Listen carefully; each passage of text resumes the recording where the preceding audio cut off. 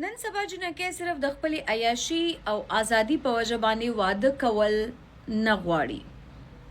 جی بالکل دا وینا کړې ده د پاکستان چې کومه دا ټي وي اکټریس تا ډراما اکټریس تا دی وینا کړې ده. دینه علاوه هم کومه د اقوام متحده لخوا جاری شوی یو ریپورت تر مخه پاغي کې دا ویلي شوی دی چې د 15 کال نه سیوا عمر والا چې څومره هم پاکستان کې پیغلی دي دا غي ودونه نه دي شوی، دا غي تعداد 1 کروڑ دی.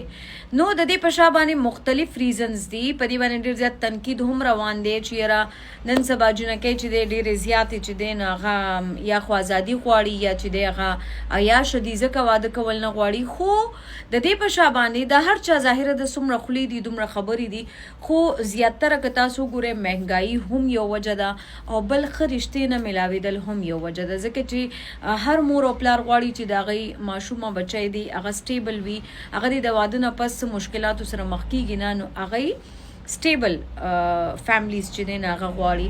دینه علاوه که د خبرو کو د جهیز نه جهیز هم پکې یو وجه ده چې د جهیز په وجه باندې هم ډیر زیات د جنکو ودونه پاتې دي. نن سبا خو تاسو ګورئ سره هم چې دین هغه تقریبا 3.5 لک پورې توله رسیدلې دي.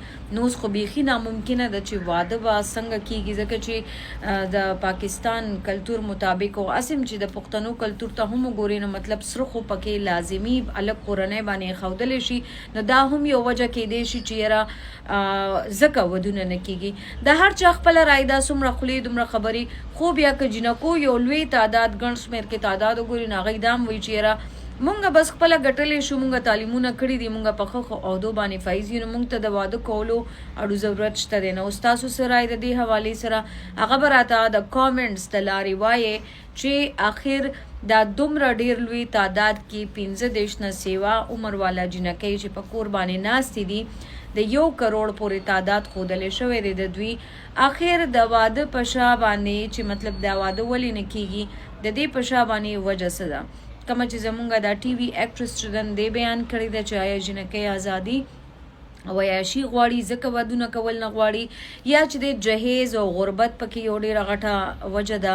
دینه علاوه که تاسو ګورئ د سره چې کوم تاسو یاد کل سره هم ډیر زیات انتهایی زیات ګران شوی دي، نو دغه ریکوایرمنٹ که د جنۍ کور والا نه پوره کولای شي نو بیا هم الګ چې دین هغه واده نه انکاری شي. دغه شان د جنۍ کور والا که د جهیز ورکولو وساتت نه لري بیا هم دغه وجه کې دی شي. اوس مزید نور څه وجوهات دي اگر تاسو کامنټس تلاري وایي. ډیره مننه.